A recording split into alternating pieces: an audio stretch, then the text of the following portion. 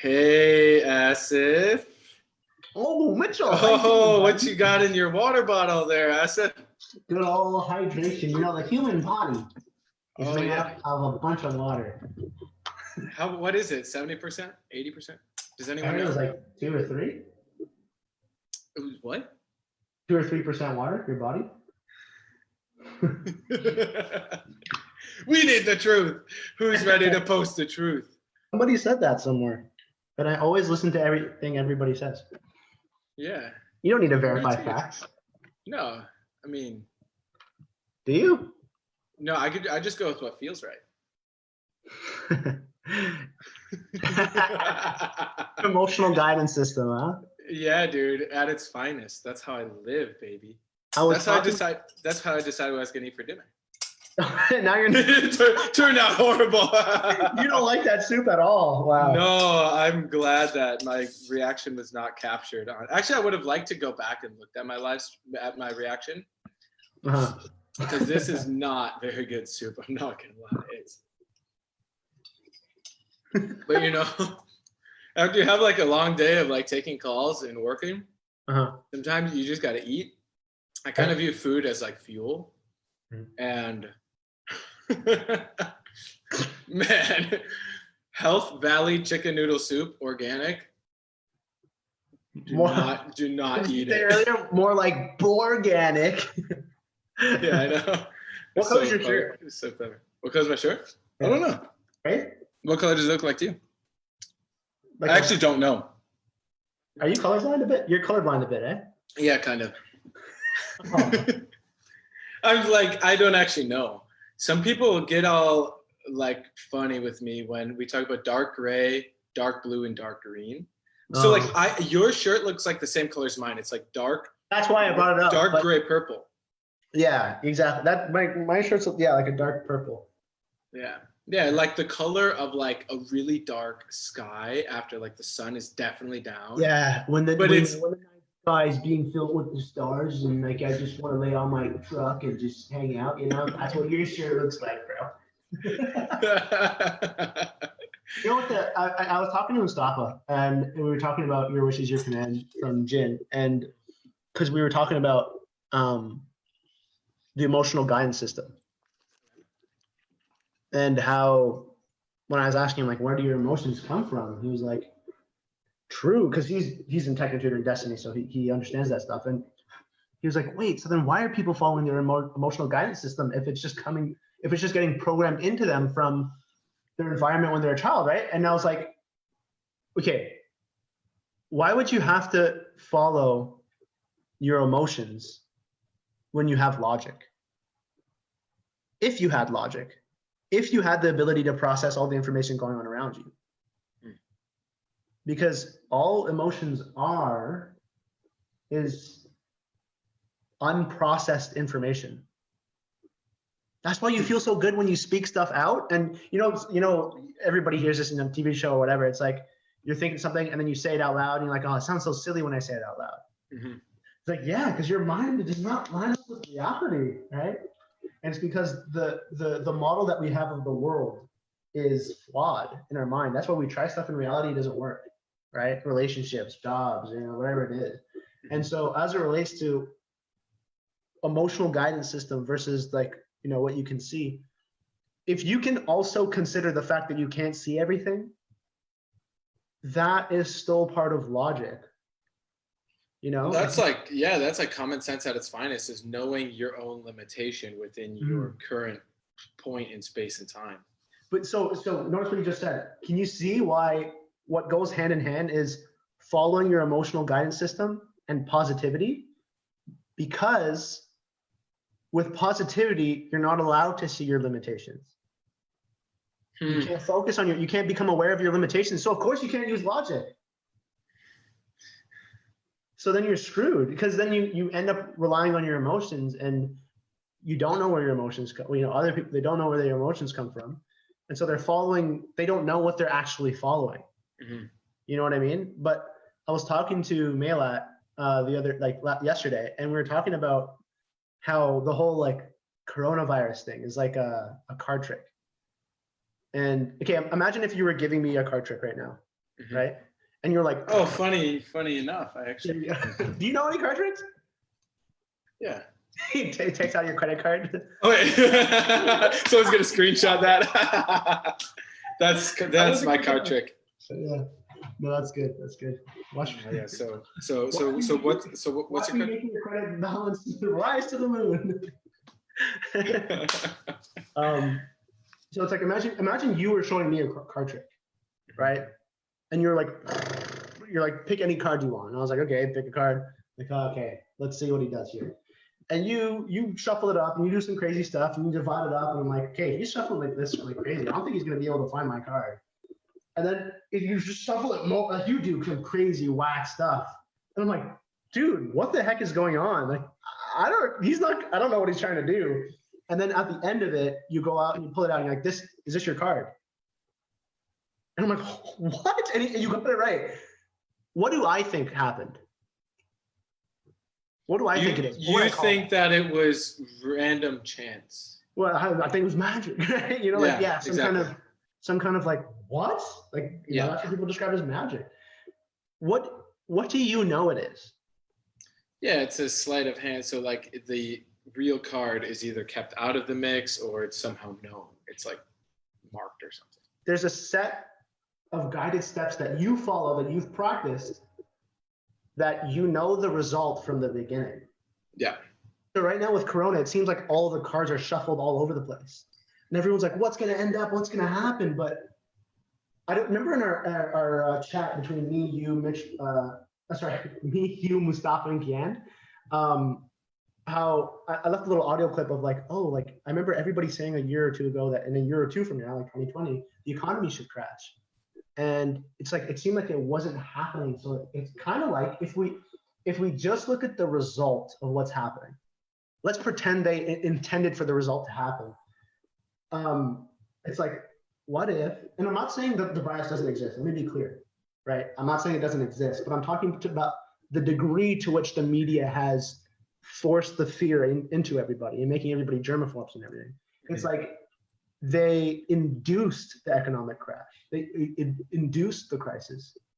So the point being, it's like everything is shuffled around, and then they know the trick.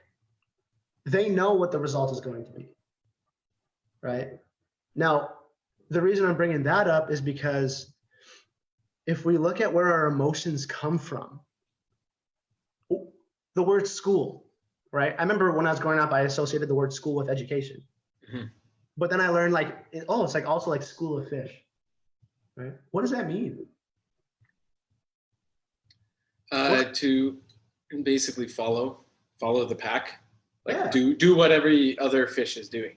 Yeah, and so it's basically all fish swimming in the same direction.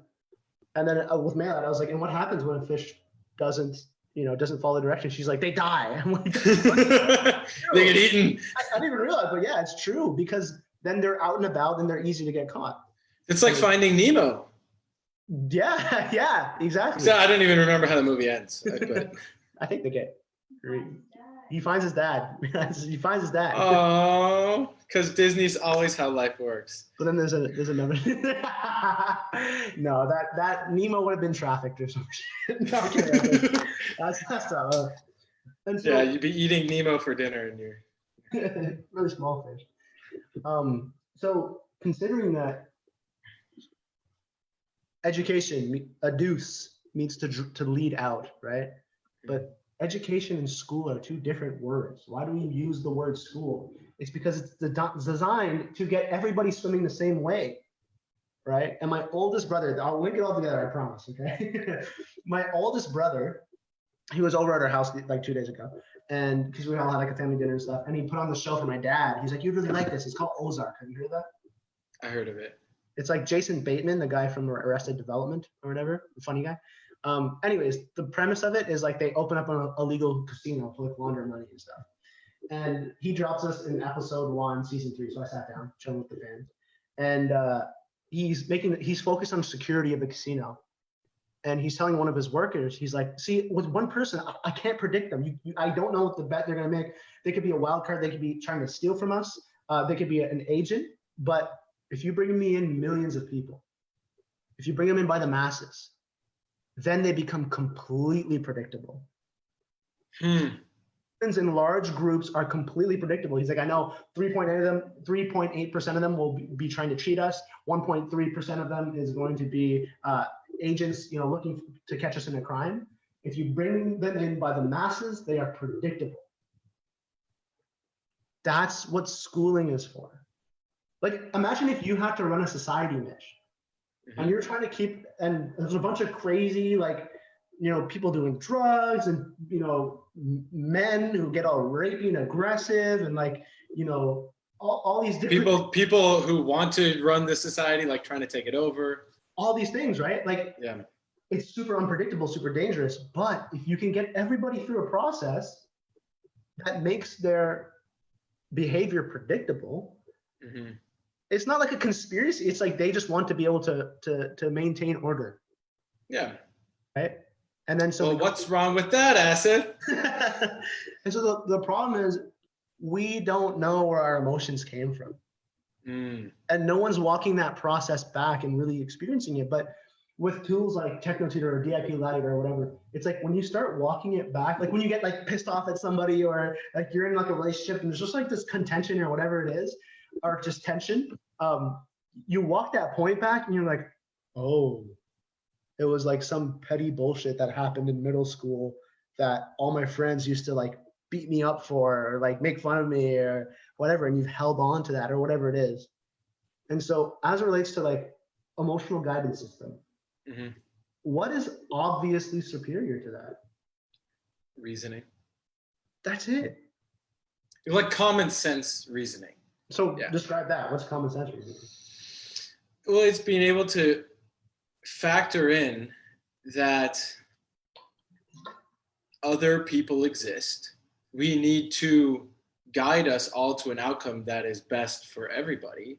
And so how do you make decisions and connect with people and collaborate with people in a way that factors into account that we're all individuals, but we're all also a group. So how do we make decisions based on that so we can get the best outcome for everybody? That'd be my understanding. What about you? Yeah, I think that's really cool because I remember, I think it was Together or something, we looked at the word individual.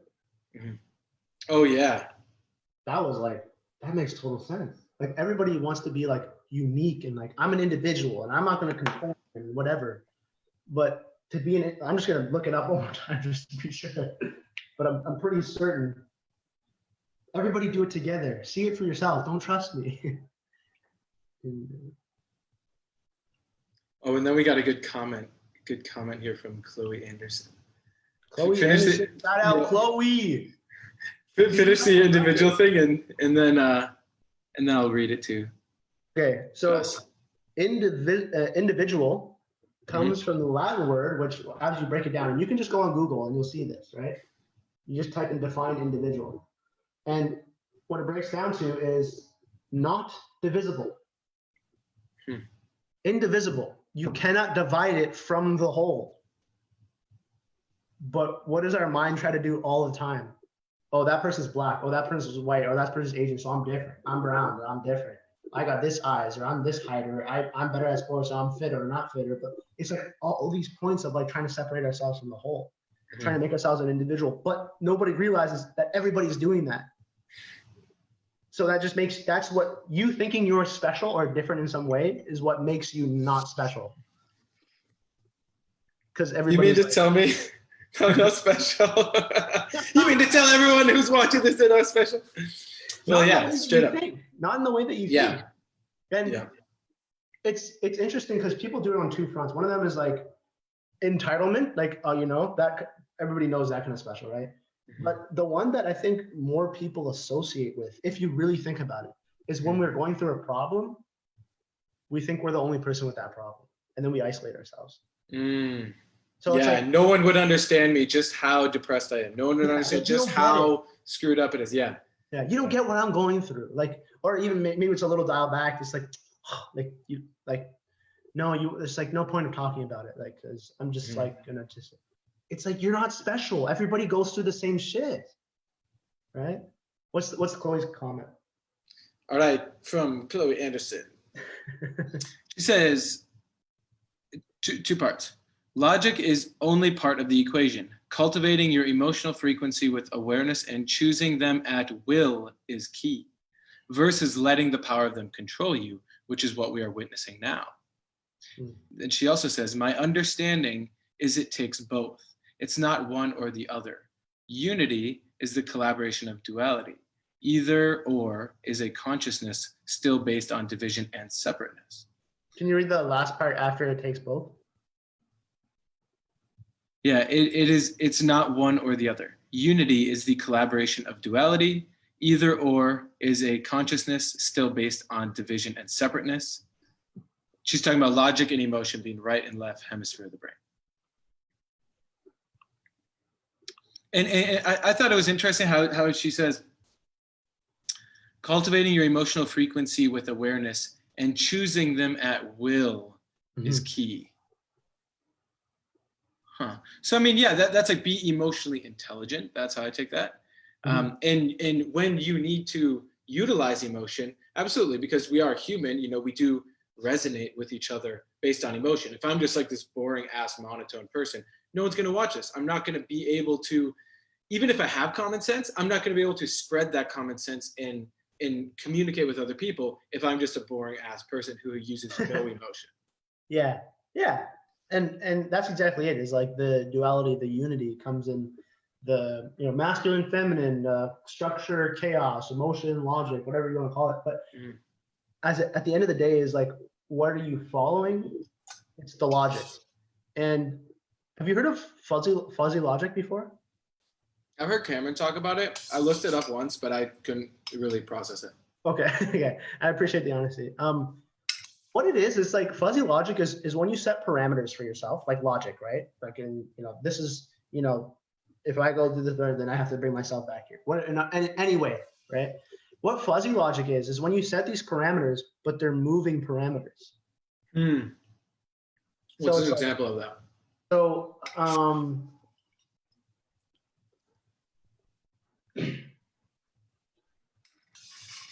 okay, like a very general one, or I guess a really specific one that might not be as relatable. It's like if you're going for a run, and you're like, okay, you know what? I'm gonna run until I get tired.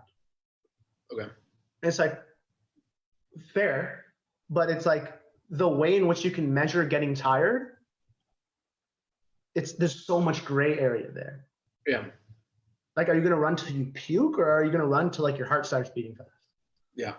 Right? And so when the parameters, there's a lot of gray area in terms of it's moving. It's fuzzy. It's not defined. Right? And so it's like, I'm gonna run until like I'm heavy breathing for 5 minutes. Cool, right? That's like a more defined parameter. But as it relates to what Chloe was saying, is like, yeah, 100%. And by the way, Chloe just left a comment that said, I disagree, which I don't know exactly to what point she's disagreeing to. So Chloe, if you could leave, let us know exactly what you disagree to. But yeah, go ahead with the fuzzy logic. I mean, that makes sense. So really it's like, you want to be very clear on the parameters quantitatively, not necessarily qualitatively. Or you can be clear on, you're going to be vague. Oh, okay. Like you can also do that too, but it's like, it's just to create a desired effect. If you want to feel like free, then feel free, and just know that's going to require you to think a certain way. And if you want to feel organized and by the book, it's going to require you to think a certain way, or like set certain kind of guidelines for yourself. And as it relates to like the emotion and logic, of course you need both. Of course you need both. But you want to, like, okay, I guess the question, which I'll ask to Chloe, if she's willing, is why would you need emotion? Why would you need emotion? And we can move forward from there and then see if she responds. I don't know. Cool. Yeah, why would you need emotion? Well, without emotion, life's boring, Asif. It's like, that's what I would have told you if you told me this like a year ago. That's what I did say to people like, 2-3 years ago. I was like, what do you mean you want to remove the emotion? Like emotions is what make us human. Emotions are what make us alive. You checking out a comment? Chloe says, my point is logic is only becomes discernment with emotion. Could you maybe rephrase that, Chloe? You said my point is logic is only becomes discernment with emotion. Yeah, I don't want to try and interpret that and butcher it. Yeah. Yeah, she'll clarify. But yeah, that point inside of me that I was like, dude, what do you mean let go of my emotion? Do you want me to live like a robot? Right? That was my assumption, right?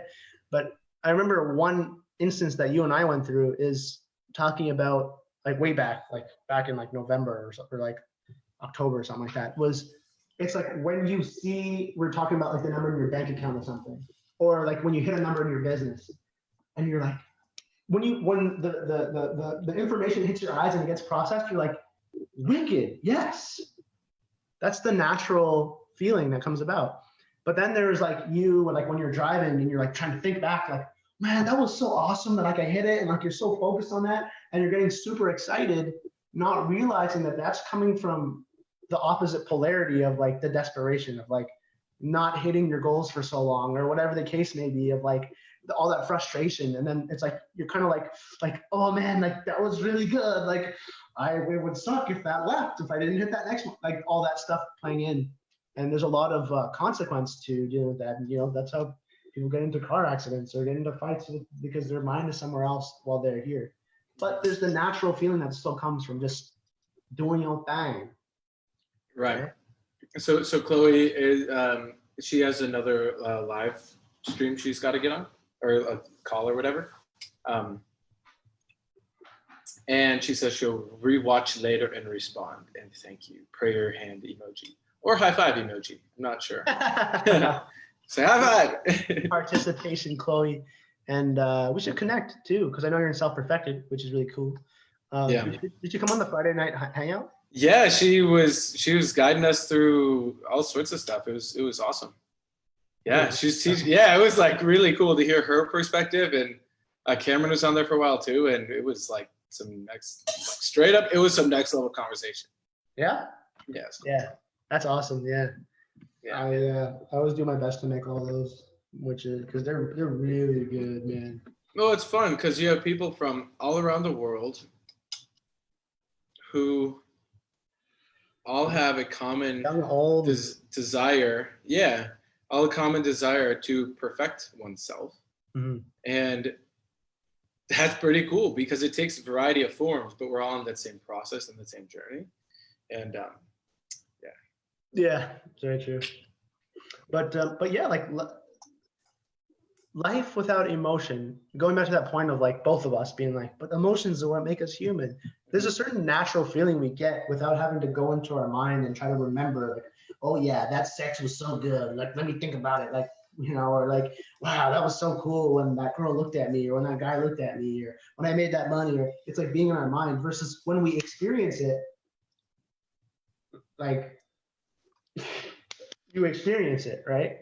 And that's what's real. That's what's here. It's like if I punch you and your arm hurts, it's like, oh, that hurts. If I say something to you in a moment and it gets you to react, it's like that's there. You can remove that. But it's when you keep thinking about it and all that stuff, it's like, yeah. And right. The main point with that is when you react to something, when you get emotional, or it triggers like a automatic action, a reaction. It's in the word. It's react. You're acting again. Like, that's what a robot does. If right now, if right now on this live stream I said the N-word right now, it's like that you would feel something, right? You'd be like, oh crap, like he messed up. Everybody would feel something. Mm-hmm. I didn't do that, but it's predictable. I know that would happen. Mm-hmm. And maybe in certain people not, right? But if it's predictable, well, doesn't that make you a robot?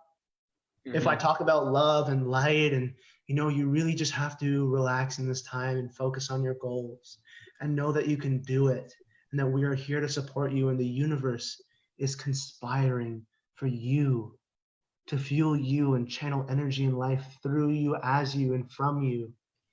And you start feeling like light and blissful because I'm speaking a certain way and using, that makes you a robot. That's what makes you a robot. You know? And it took me a lot of time to realize that, but I was like, oh shit. Same.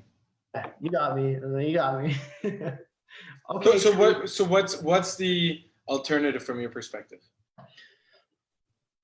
Well, you ever watch a kid run? Yes.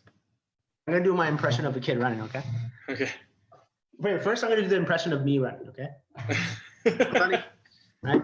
Are you gonna run past the camera like really fast? No, I'll do square on because you can't see the form. Okay. It's like, right? So that's you. That's me, okay? Okay. So now there's a kid, okay?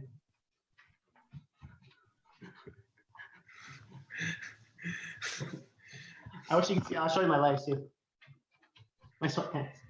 Dude, that's so true. Okay, why is that? Why am I so focused on? It's like inside of me, once you become conscious, and if you look up the word consciousness, it's like being aware of wrongdoing.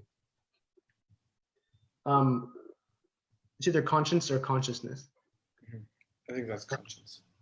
Conscience. Let's look up conscious. But yeah, go ahead. And Look. Once you develop that, once you become aware of money and what people care about, and whether it's consciously, unconsciously, subconsciously, you start realizing that everybody's all about time. And what's that most popular saying about what time is? Money. It's just money. And so that's why things become, I have to maximize my time. I have to maximize my relaxation time so that I can maximize my travel time and then maximize my work time where I make money. But when I'm not making money, I got to make sure that I'm like relaxing because I know I have to go out and make money. And so everywhere I'm going, I'm trying to be as efficient as possible. Right? I want to be as efficient. The reason I'm running is to get from point A to point B, right? Yeah. Efficiency is a time and money thing. Whereas kids don't have that programming, basically. Exactly. It's like we're in terms of the time money thing. It's like a fear of death. Eventually you're gonna die, and you got to do stuff. But yeah, kids, it's just they're here. They see a block of wood over there, and they want to go play with the block of wood. They're not focused on I have to get there as fast as I can so I can maximize my playtime, like I am. I'm like, okay, guys, let's go. If we're gonna play video games, let's play video games. Or like, if we're gonna go for a walk, let's get out there. let's get out there. Let's just go on a sprint instead. Let's sprint to our relaxation, quick. But I'm not like that anymore. But yeah, you've changed, man. What the hell, man? You changed. You're different. You changed. You're not like you used to be. Yeah, you're not like. Okay, Karen asked a question. She said, this was 3 minutes ago. She said, to enjoy the now, essentially, with a question mark. Yeah. And so, there's books written on it, The Power of Now, and, being present and mindfully present and all these things. But how do you do that? Now, a lot of people go through like meditation and yoga, but what about your application of that when you're not meditating, when you're not in yoga, when somebody calls you a piece of shit, or you're working at your job and somebody like says something mean or is not collaborative? Yeah, PayPal shuts down your shit. Yeah, or PayPal holds $20,000-$30,000 from you. It's like like you just made it in a month. Like you just hit your best month, 30K, and then PayPal's holding your shit. How do you be in the present, in the now? First of all, let's look at the problem. What takes us away from that? The freaking mind consciousness system.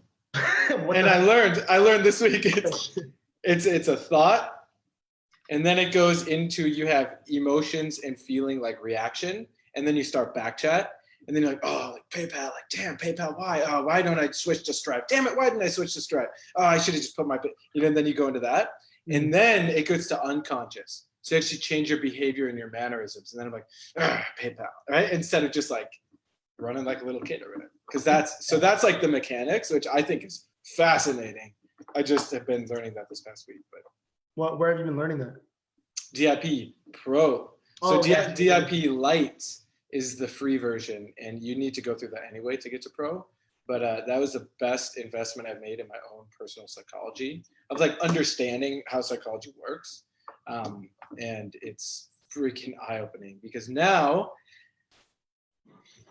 I see the thoughts. I see them come in, and then it's like, oh, I'm having some back chat going on here. Okay, cool. But then I actually have the tools to then work through the self-forgiveness and work through those points and, pull out the root memories. Dude, and what you shared about your first DIP Pro session and about the subconscious pattern and like the driving forces, sex and money, all that stuff, I was like, dude, I knew I didn't know stuff, but oh my God. Yeah. Like, okay, cool. I'll sign up next month, 100%. You got me. Yeah. Yeah, it was like a sucker punch. Like I literally, like my solar plexus went like, ugh, and I was like, emotional guidance system. Oh. Right? So that's how you can actually use emotions to your advantage. But it's not, I'm not doing the activity of getting rid of the emotions for the sake. It's not coming from like emotion. It's coming from the logic of understanding these emotions are stuck in me. I have all these characters and subconscious patterns and unconscious stuff going on. Let me logically, methodically work through this, basically eradicate it, pull it out, and then I could be a more effective human. Mm. Yeah. I just thought about the reworking of the emotional guidance system. You should use your emotions as a guide to what you're fearful of, what you react to, so that you can, provided you have the tools, extract that from yourself. That's what your emotions should be guiding you. It should be the roadmap of your limitations. Yes. And what takes us away from the person who commented, is it being, what was it? Is it being here and now or whatever? But the most recent one? The question of like, is it being here or like, is it being now or whatever? To enjoy the now? To enjoy the now. It's like, the thing that takes us away from that is when something is triggered inside of us that brings up an emotion. Yeah. So the way in which you get to being like a child again, to being present, to being now, being able to enjoy the now is two things. One of them is removing the emotion. So that when something happens and someone calls you a little bitch, you're an asshole. It's like, if you know you're not an asshole, why is that bothering you? You should be like, oh, is everything okay? Like, you're there to support them, right? That person needs you. And the other thing, though, that will definitely mess with your ability to be present is, do you have your physical needs? Like, if you're struggling for money, you can't be present. Yeah. You can't be fully present. So that's why you made it the self-perfected and all that stuff, is like to support people. Like, this is how you like support yourself with money and emotions. But yeah, if you don't have food and water, you can't be like loving and caring and be like, Mitchell, what do you need, buddy? My stomach is growling and I haven't eaten for 4 days. Like, I can only focus on one thing. That's why I talk about like that Maslow's hierarchy of needs, which in the self-leaders and stuff. But yeah, that's the whole thing. Is there any other comments? Karen says, I catch myself doing it sometimes. I'm glad, though, that I become aware of it and quickly change it. Mm-hmm. Yeah, Karen, I think you started going through DIP Lite. Yeah, that's just the most effective process that I've found to actually get rid of the thoughts, because it's using self-forgiveness in a very specific way to go back into the memory and then work through those points. Because you're actually physically rewriting it because you're speaking it out loud. So it's no longer just this mind thing. Like, picture your mind is like this cloud of like all this stuff. It's like a cloud of like a million different little points of light. And each of those little points of light is like a little conflict that you have. And all these memories of conflict. And that's basically what your ego's doing all day, is it's like generating energy. It's like,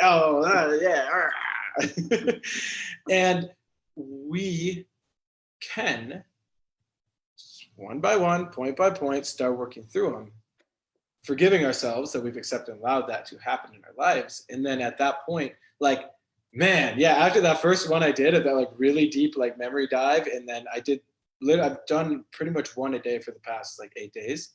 Nice. I've changed. You did it without the hat. Yeah, no hat needed. It's like this is like one of my power moves. It's when I'm actually looking into someone's soul. Watch out. Aura goggles. Your aura is, Asif, if you had an aura and you had a color of your aura, what color would it be? Mitchell. Nice. You want to know what mine would be? What? Dark purple, like the night sky. I'm just kidding. It would be black. Like your soul. Darkness, like yeah. the universe. You ever had anybody like get upset at you for like talking about some of this stuff or being like, yeah. Like, oh my God! Today, I had a fascinating Facebook Messenger exchange with this gentleman who, on his website, is I don't know if it's self-proclaimed, but he is like a prophet. And he has this website, and I'm not going to say his name or anything out of respect to him. But the video and the website seemed very esoteric to me. It seemed like it wasn't really grounded in reality with practical solutions. It was about like creating spiritual enlightenment for the world. I was like, okay, what's that actually mean? Like, what's some practical steps and how does this actually look? Because it seemed like so unrelated to reality. So I just sent a few messages and we went back and forth, and I just kept drilling him because he's like, we should, we can talk about it over a Zoom call. And I was like, well, tell me the practical steps first, and then maybe we can get on a Zoom call. Because I didn't want to get on a Zoom call and waste either of our times if we weren't in agreement about like the practicality. And he just it was just a fascinating exchange. And by the end, he's like, dude, like, if I don't want to waste my time talking about this stuff, I'm like, dude, I'm just asking about the practicality. Like, you're getting defensive and you claim to be this prophet and everything. Like, what's some practical solutions? And he just ended up not responding anymore. And I was like, okay, I mean, I don't know. Spiritual enlightenment for the world. Cool. Is that going to feed children that are going to bed hungry tonight? Or is that spiritual enlightenment? Is that going to prevent children from being sex trafficked? Yeah. And why do you think people get wrapped up in that game of like, feels good. Let's transcend? Feels good. It's like life here is so freaking, the system in the world is so complex. We can't change human nature. Humans are inherently sinful. Oh, it's not my problem. God made it that way. And it's the ultimate freaking excuse. It's such bullshit. Or we're just here to experience life and to experience one another. And we all chose to be in the positions that we're in. So that, Mitchell, like that starving child in Africa, like they chose to be there. Or those poor people are actually happier. Poor people are happier, Mitchell, than you and I are. Or like the middle class or whatever. It's like, did you go and verify that? And let me be clear, I'm speaking to myself like 3 years ago. I believed that. Yeah, same. Some point in my life where I accepted the belief that, okay, so we all chose to be here before. Yeah, we're all just energy. We're all just this source, soul thing that is a spiritual being having a physical experience. It's like, I mean, you got to start defining those words. What does that actually mean? It's like, we're fucking here. We are. I go jump off that balcony, I'm gonna die, and like no amount of spiritual being is gonna like be able to defy certain physical laws. Mm-hmm. So that one took me a while to get to as well, and that may trigger some people and all that. Yeah, like that's I think the key part that we should share is like, we used to believe in a lot of unsupportive things. And honestly speaking, I was going to say some quack shit, but we used to believe in a lot of stuff that made us feel good, and it sounded good. Like it sounded good. Yeah, it felt good. So like I liked to think about it because it felt good, and I'd like to feel good. Like okay, I'll be honest. I remember I was in my basement living with my family. I was in my late teens, and I heard that point of like, oh, like those children who are starving in third world countries and things like that, it's like they chose to be there. And then I remember that belief coming into me through whatever form of information, I don't remember what, but I remember having that thought and then being like, okay, that makes sense. I didn't think about it. I didn't investigate it. I didn't really look at it. And I realized that the only reason I would do that is because I was like, oh, now I can like I don't have to think about that anymore. Yeah, I don't have to feel bad. Oh, it's hard to look at all the problems in the world. It's overwhelming. It's like, yeah, it is fucking overwhelming. But Yeah. if we're at a point where we have internet, we have time to even watch these videos, to have these kind of conversations, to be aware of what entrepreneurship is and starting a business and being in freaking America, US or Canada or whatever. Like, we have, that's our, my aura goggles tell me that's our responsibility to freaking step up and do something about it. And if you don't know what to do, that's okay. And that's the thing, like with it across religions, you know, in the Muslim religion too, and Christianity, it's like there's this big thing of like, oh, well, that like we're all here to be tested. And it's like, what are you here for? You know, that because that's the what I'm getting out of here. Like, we're here to like fix this place. It's like we're here being tested, and I'm like, okay, but what about the people like the 30,000 children who die every day of preventable causes, malnutrition, like resources and cures for disease that they could be getting but they're not getting. What's the point of that? And they're like, well, that's their test in this life. But one day I was thinking about that. I was like, whoa, wait, what if it's your test? To see what the hell you would do if you were in the position where you weren't going through that and your brother, your neighbor, your sister was going through that. Like that makes way more sense. But the way in which we interpret information, when we believe that we can't change, the way in which we interpret information is based in wanting to feel good, or like, I can't change, so I'm not going to accept information that would require me to change. And therefore, I just have to justify everything away. But you just experience the consequences to that because you won't have the money you want, you won't have the relationships you want because you're dishonest. Mm-hmm. And you'll never experience fulfillment. And sorry, go ahead. I was just saying that's why that stuff, it's so fundamental that you can prove to yourself that any point that you want to change in yourself, that you can do it. Not you've changed one time when there was a big change in your life, because that's not repeatable. It's like, can you apply that to you want to make more money? If it's like you had a near-death experience and you changed, or you went to university and you changed, you became more outgoing. How do you apply that to like having a good relationship with your spouse or whatever? So that's why that point of like being able to change is fundamental to our ability to have conversations and assimilate new information and things like that. Yeah. And just the last part on this, from my perspective, if you don't believe you can change, and if you aren't actually stepping up and taking on more responsibility and understanding that you can actually do something to create a world that's best, if you're not doing that, you will never be fulfilled. You may have fleeting moments of, oh, I feel so fulfilled, or I feel so happy, but it will not last. I think we have a lot of friends who are doing well financially, making 30,000 a month or a week or whatever, but you can see in them that they're really chasing, like after they hit their goal, they're like, oh, that didn't really matter. Like I have to go for the next one. Yeah, next goal, bigger. It's like, and then the justification is like, life is about growth. Yeah, it is about growth, but what are you growing into? Yeah. I feel like that's way more important. Yeah, and like, what's the most ultimate game that we could win? One where we actually change the freaking world system so that everybody at least gets their needs met.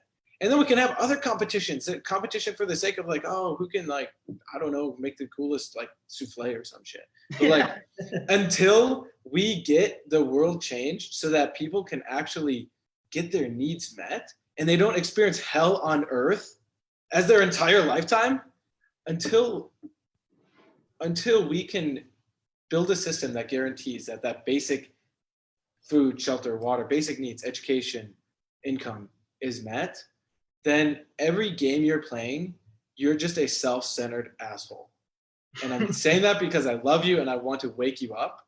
And I want to support people to use their brilliant genius minds of marketing, branding, Instagram, growth hacking, all this cool shit that we can all do. You know how to coach, you know how to facilitate groups or whatever. Let's all use that together on doing shit that actually matters. Because unless you're actually doing something that's going to support the world in a fundamental way to change, whatever you're doing is, one, it's just for yourself.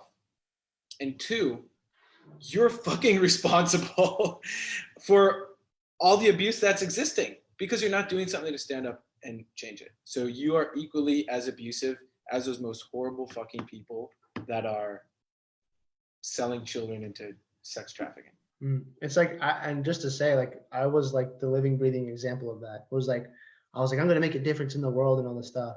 And the way I was going to do it is like be an actor and get really famous. And I know there's other people who think that because there's somebody else supporting them with that in the Self Leaders Club of like, we think we're going to make big movies and they're going to have such a cool message. And then it's going to shift people when they're super famous, like Leonardo DiCaprio. Raise the collective consciousness through Hollywood. Yeah. Which there could be something to that, but please continue. The fundamental point in that, it was like, the truth is, okay, well, what really happened was like, I was using TechnoTutor and I was going through the self-forgiveness process within it. And if you want to know what change looks like, it was like, I hit like a particular part in TechnoTutor where it was like, oh, then I had to put away everything I was doing, and like the purpose point like shot through me like a complete burst. Yeah. And I put it onto paper and I was like, that makes sense.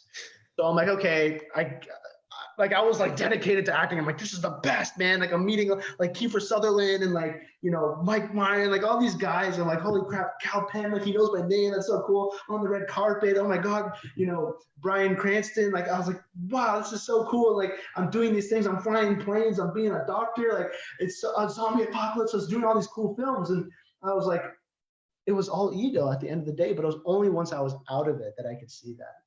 And that's when purpose hit me. It's like, I can't say tomorrow I'm gonna make it. Then I'll make a difference. Because what if I die tomorrow? What if I die tonight? Can I honestly say that I did everything in my power to make a difference now? Or to at least have the raw intention based off my action that I wanted to make a difference.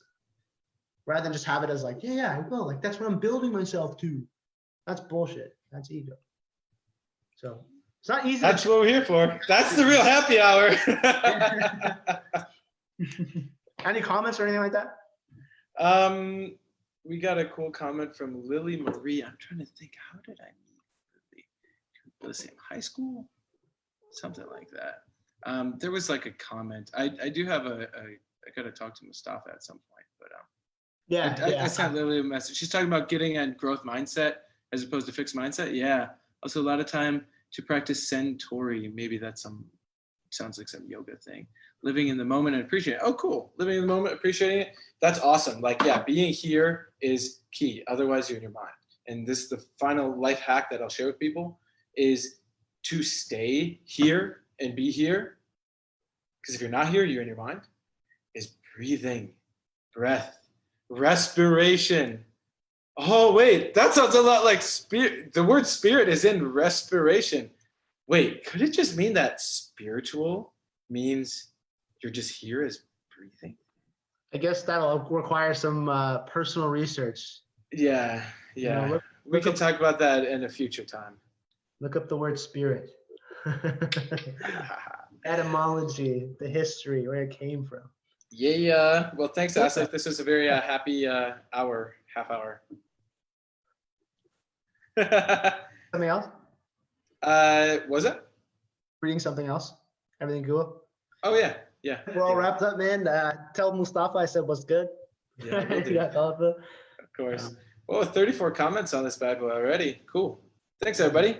Yeah, Karen, we love etymology too. It's more important than many of us realize. I'm still continuing to discover it. Yeah. Words matter. Oh. All